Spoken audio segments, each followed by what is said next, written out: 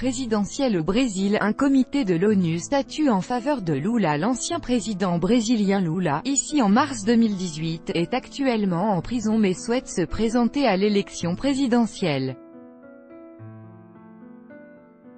Reuters, Rodolfo Burrer à quelques heures d'un nouveau débat télévisé entre les principaux candidats à la présidence. La déclaration du Comité des droits humains de l'ONU, HCDH, demandant au Brésil de laisser Lula se présenter à l'élection présidentielle a fait l'effet d'une bombe. Mais le gouvernement ne se sent pas concerné, et la candidature de Lula est toujours suspendue à une décision de la justice. Avec notre correspondant à Sao Paulo, Martin Bernard à Sao Paulo, l'avocat de Lula a réagi immédiatement.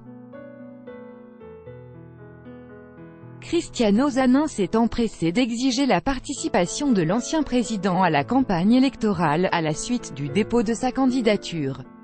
À partir du moment où le Brésil a adhéré à la juridiction du Comité des droits humains de l'ONU, et cela remonte à 2009, le Brésil est dans l'obligation de respecter les décisions prises par cet organisme international, a-t-il déclaré. Pour l'ancien ministre des Affaires étrangères, Celso Amorim, un proche de Lula, cette polémique pourrait entacher l'image du Brésil à l'étranger.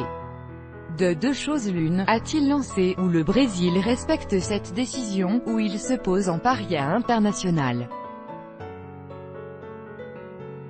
Ce que nous avons demandé au Brésil, c'est que M. Lula, en tant que candidat à l'élection présidentielle, puisse avoir un accès suffisant aux membres de son parti et aux médias et qu'il soit en mesure de se présenter à cette élection alors qu'il est en prison.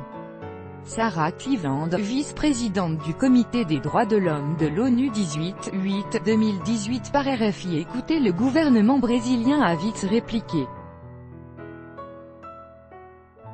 Selon le ministère des Affaires étrangères, ce comité de l'ONU ne peut qu'émettre des recommandations, et c'est bien la justice brésilienne qui doit avoir le dernier mot.